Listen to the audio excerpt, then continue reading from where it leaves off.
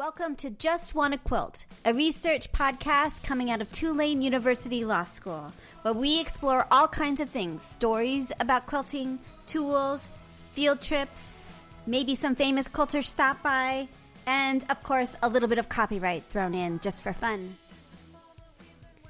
I'm Elizabeth Townsend-Guard, your host. I'm a law professor at Tulane University Law School. I also hold 2 fellowships right now, one at the Business School and one at the Newcomb Institute at Tulane. And I just want to quilt. So today, Chelsea Lanier Cooper joins us. She is making masks. She's a new sewer. And she is on the front lines of people with a lot of stress and worries in their life. And we talked to her about therapy and teletherapy and all kinds of other things. Oh, and Haley Barnett is with us. She's my 3L law student who is amazing, and she's been getting us incredible interviews. So she's here to chat too. My name is Chelsea Cooper, and I'm calling from Covington, Louisiana. Covington? You're across that scary bridge. There's 2 bridges. The one... See, I'm very afraid of bridges, and I make my kids sing, but I'm getting better. But you have to get to you, the causeway, man. Like, that's like, seriously. It's like on the water. Yeah, and I think it is on one of the longest bridges in the world. Right. How long does it take to get across from New Orleans to Covington? It takes me about 45 minutes, and about 27 to 30 of it is causeway. Is on the bridge, and it's right by the mall on our side, and there's always this fear of someone who's afraid of bridges of like making a wrong turn, because if you make a wrong turn, you are on that bridge going over and coming back, right? So you've got like a good hour of bridgeness. Is there a place to see, I'm afraid of it, I haven't been on it. Is there a place to turn around if you accidentally mess up? Yeah, there's 7 crossovers that you can turn around. Okay, good. See, now you've made my life better, because I've been very worried for a decade that I was going to go on the bridge accidentally. Okay. Yeah. So tell me your first memory of someone sewing or quilting in your life. Can you hear me? Do you have a first memory of someone sewing or quilting in your life? A first memory, yeah. I can hear you. Tell me. My first memory actually came from Girl Scouts. Nice. My first memory is seeing my friend's mom, actually, because my mom couldn't, sewing my Girl Scout patches onto my nice. vest and juniors. And so I had to go to her house, and I sat there the whole time watching her with the sewing machine and everything. And I'm like, how are you doing that? Right. Interesting. How does that work? Yeah. Very nice. Girl Scouts, man. That's great. And so tell me what you do now. How do you describe yourself? Tell me about who you are. Who are you before all of this craziness began? Okay, so I'm a social worker. I have a private practice in Covington, and also I do online therapy through a couple of portals that way. And my regular personal life, I have a little boy. I have a 3-year-old.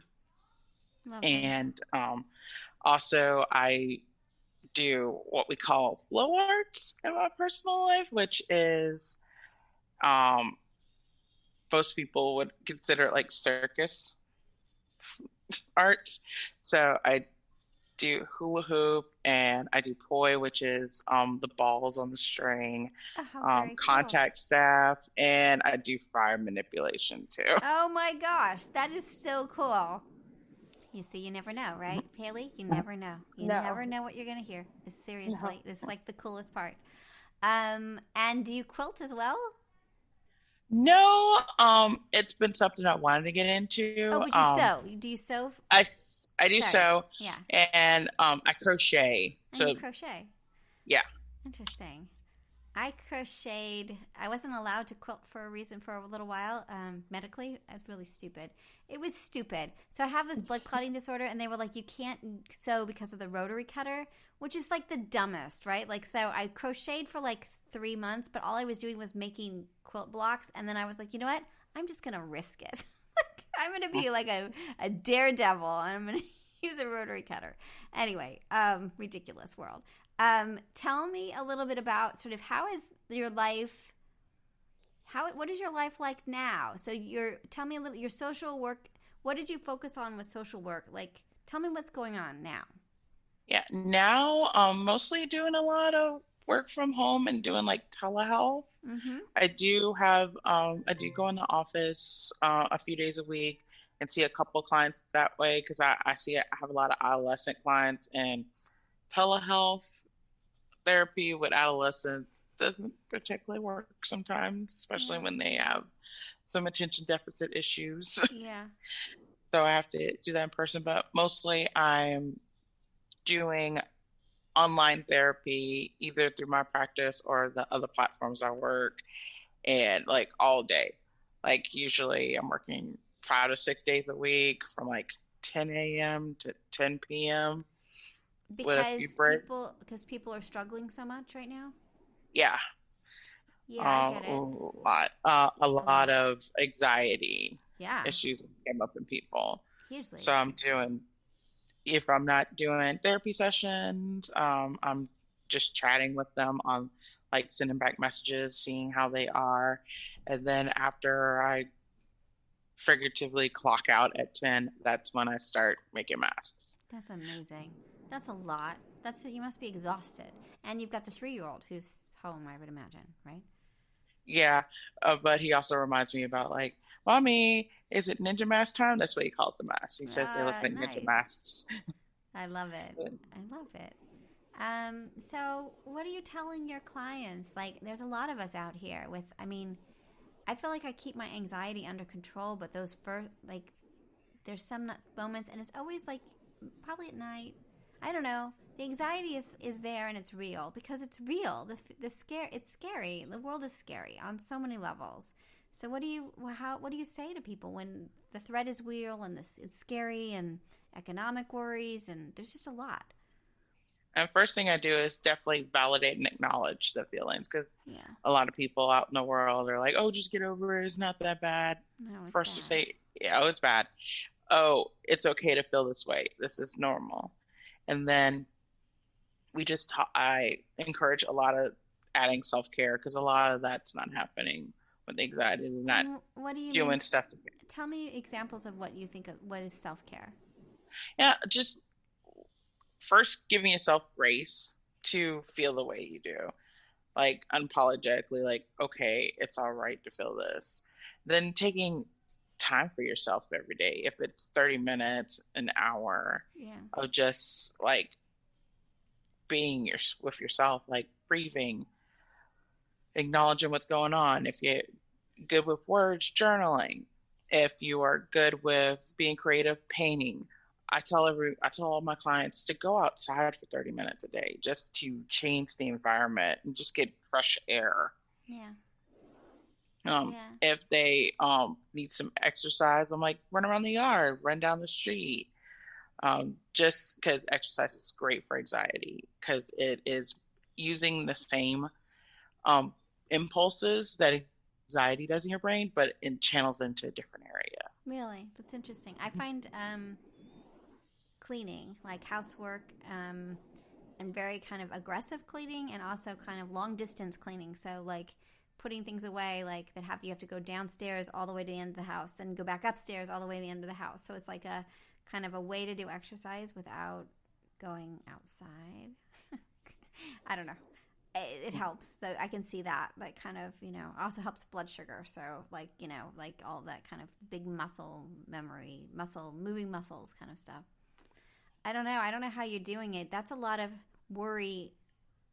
How do you manage handling so many people's worries and hearing about people's worries and that you don't get overwhelmed yourself? Because that seems to me that you would need a lot of self-care too to do your job.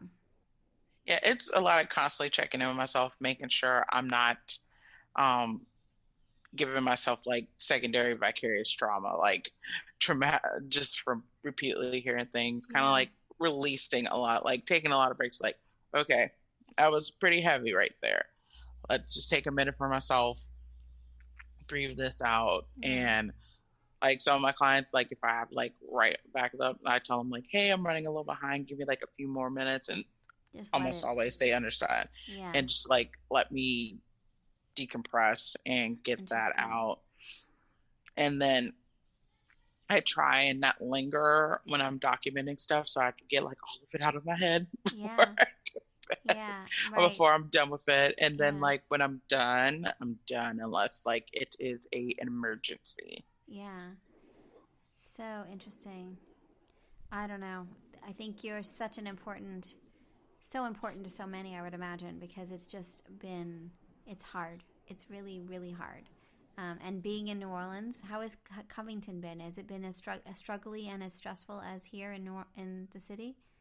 It's been stressful, but I think in another way. Our cases haven't been as high, so a lot of people in this area is not taking it as serious. So social just like our parish apparently with like the grades with the cell phone use and traveling, we've gotten like a D to an F like all the time. So a lot of people are not taking it as seriously. Yeah. I taking it extremely seriously because I'm a lot of connections to New Orleans and most of my friends are out there. So Yeah. I hear more about what's going on over there. Yeah, you can't not take it seriously if you live in New Orleans. I mean, it's just so in your face, and it doesn't take much to know people who are ill or have had loved ones die.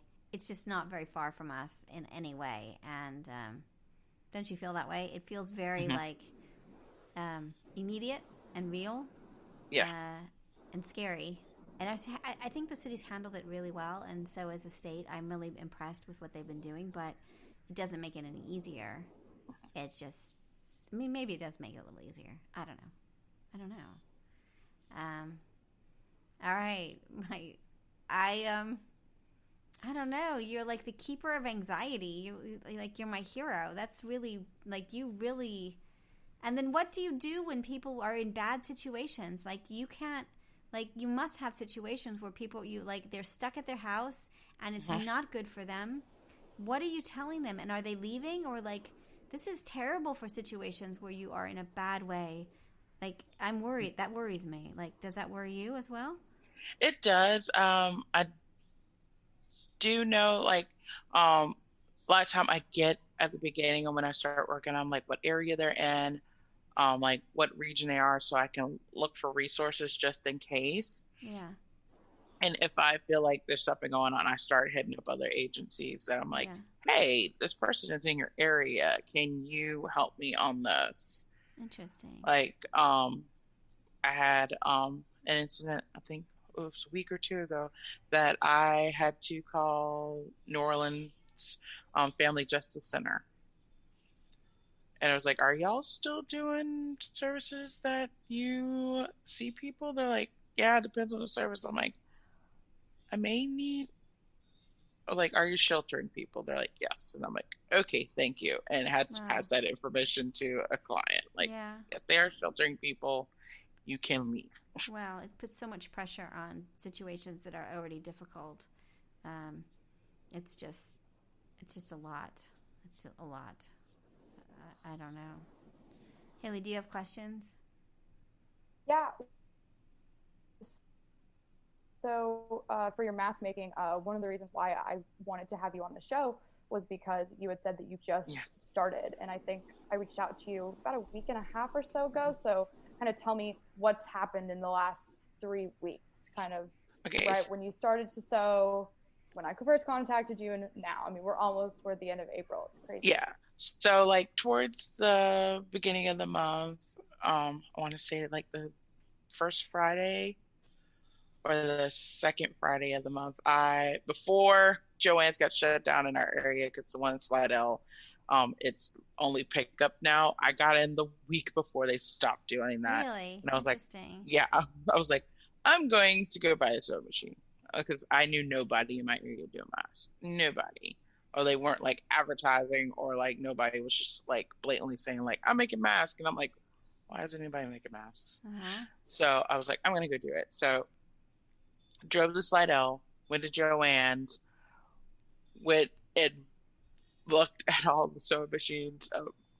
Did they help you? Most Did you figure? How did you figure out which one to buy? I was looking at them and had my phone next to me, and it was like typing the brand, like, "Is this good for beginners?" Because I almost bought myself a serger, and I was like, "Thank God I Yeah. didn't." Right, right. So what did you buy? What did you end up deciding was a good one for you? Did you go with a brother I or ended up getting a singer. a singer? Good job. Yeah, I got this. I got a singer. It's a singer start, so it's on all the reviews I could find, like Amazon, that said it was the best for beginners. It's Awesome. got 6 different stitches on there, and you can do your own bobbins. So I bought that and Yeah. about 6 yards of different fabric. Nice. Went home and streamed from my phone to my big screen because it could stream YouTube videos Nice. on how to work the sewing machine, and then started watching mask making videos like Yeah. on end. And I was That's like, so great. I'm gonna get this. I'm gonna get this. Right. Then started making him. About the first 10 of them looked real wonky, but I was Yes. like, they're usable until I got practice, and then I was just started pumping them out. And the first thing I did was just start sending them across the lake to my friends. Oh, that's so great. That's so great. And then as that, I found the group how y'all found me, Yeah. and then found Face Mask Shortage, that group, and through those both groups, I found a local one for me, So St. Tammany, That's so great. which So now St. Tammany. That's mhm, interesting. New Orleans has started SoDat, which is so New Orleans. Like, of course they did. Everything is who dat here, so SoDat is. I'm surprised I didn't have it already. So yeah, so okay, so you're all in then, right? You're making masks. How does your kid like it? How's your kid? mhm. Yeah, loves it, right? Oh, he loves it because 3 of the beginning masks were his. Actually, have like Yeah, his first mask that nice. was his, and of course it's monster trucks It's so on great. one side and Those are his good. Those construction are vehicle. fancy ones. You're not. You're not. You went with a really serious pattern there. That's really great. Yeah, and so I started making those, and then my friends that were nurses like, "Can you make pleat ones?" And I'm like, "Oh God, Oh, I'll figure it out." And they how were the started. pleat ones? They actually came out pretty good. Actually, let me find. I splurged at one point and went and bought my own fabric because I'm a comic book nerd. Nice. But What'd you get? my favorite character is a DC one. It's Harley Quinn. Ah, So I found yes. on Etsy Awesome. Harley Quinn fabric from Suicide Squad. So this is Nice. one of my pleat There. Oh, look at ones. that. That's great. And then how'd And you do I and I did and this is my first bias tape That one is that I did. great. Look at that. You are doing a very nice job. That is very impressive. Those are great. Look at you sewing. You're like a sewing maniac. That's so great. I love it. I love it. Well, So you have are you just? you are all. Oh yes, go ahead. Oh, sorry. No, I was just gonna ask, like, since you didn't know anyone in your area who was sewing, like, kind of, who have you donated them to, or are you trying to sell them, or have you even figured that out yet? Or are you just making them for friends and family? First I was just making them with friends and family. And then when I found So St. Tammany, they put like who needs what, and then they are organized enough that on Fridays at 12, um, one of the girls that is organizing everything goes, she picks up from everybody, like everyone meets her up at the parking lot at Target, drops off mask, and then she asks you, "What do you need?" And you're like, "What?" And they're like, she's like, "Okay, thread." She'll pull out thread. You need thread. You need elastic. What do you need? So everyone swaps out what they need. So my last 2 batches I've made went to St. Tammany Parish Hospital System. So it went So to great. the hospital. And I think we're still working on that one, but we just got one for kids for St. Jude. So as Nice. soon as we get done with that one, we're making kid ones for the St. Jude's Hospital. Amazing. Well, this is amazing, right? I mean, all of us are making these, and it's amazing. And new sewists and people working full time, and everybody's just pitching in, and it's kind of remarkable. So tell me why. Tell me how you feel about making masks. I guess. I mean, you have a full day already. Sort of, what's driving you to do this? I think just so knowing everybody's protected Yeah. physically, I already work on protecting people and teaching them resilience emotionally, but can't have emotional resilience if you can't breathe. Yeah. So, and then a lot of people when I started it, a lot of my anxiety cases were scared to go outside. Yeah. And that's where a lot of anxiety was, scared to leave the house and be okay. And I think that also spawned it too. I'm like, that's a big fear. And there's one barrier we can fix it with by making masks. Yeah, totally. Well, amazing. Totally amazing. Seriously. I think this is amazing. Well, okay. So for our listeners out there, any last sort of, should they tell us a little bit about telemedicine? Like, let's say people are struggling out there and they don't have a therapist already. What do you suggest they do? Because I know that there are people that's happening to, and they haven't had experience with you before. So what do they do exactly? Yeah, if you're looking for someone, I say definitely hit up your local NAMI. What is that? That's the National Association for Mental Illness. Those are usually there's always regional ones and community ones. Like I know there's a NAMI in Orleans Parish, in Jefferson Parish, in St. Tammany. They know resources on like therapists that are open and different agencies that are open. And also you can look up on Psychology Today. A lot of therapists and counselors have pages on there that you can search for your area, and they tell on there who's taking telehealth, who's not, who's taking telehealth and can charge your insurance for it, right? And who's private pay, right? And that's on Psychology and then, Today. Is that what you said? Psychology Today is to go to. Yep. Okay. Yep, and then also you can look in also to Teledoc. They also work through insurances too. Teledoc. And that's one that they have therapists, counselors on there, and psychiatrists. So if someone is in need of medication and can't get to their psychiatrist, definitely check out Teledoc. 24/7 Teledoc. And Teledoc is interesting. Okay, these are good to know. I didn't know about any of these things. Interesting. Huh. Okay. Fabulous. Well, I thank you so much for coming. I really am so proud of you. Your masks are kick-ass. They're really great. They're like, thank you. Seriously, they're very impressive. Really lovely. Are you cool with us posting this, or do you need to review it before we post? Oh no, this is cool at posting. Yeah. Okay, cool. We'll send you a link so that you can have it and know and share it with your friends and family on social media if you want, or whatever you want to do. We will send that to you. Hopefully, we'll get that all ready this week, so it'll air shortly. All right, thank you. Awesome. Any last words or any other thoughts? Yeah, I just had a quick question. Yeah. Do you have tips for anyone who has never sewed before and kind of wants to do what you're doing? Nice question. Yes. Tips are definitely play with the bobbin casing before you start sewing, because that was my hardest part. Like, or YouTube, or ask somebody like, am I putting the string on the bobbin right? And I don't know why the tension's wrong. Like, ask, because that was my hardest part. The bobbin will be your bane of existence and your friend at the end. So if you're having trouble with bobbins, that's fine. And play around with brands on thread. I find like I had like 3 different brands, and I like Coates and Clark, but my friend does not. Yeah, I like that brand too. Yeah, there's lots of brands, but that one's a good basic. It works. It does its job. Yeah. So play around with which one you like, because my friend was like, "Don't get Coates." When I asked her, it loves.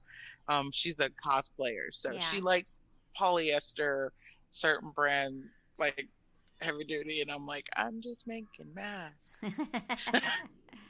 Yes, so true. So play around with that, and then play around with fabric. Yeah.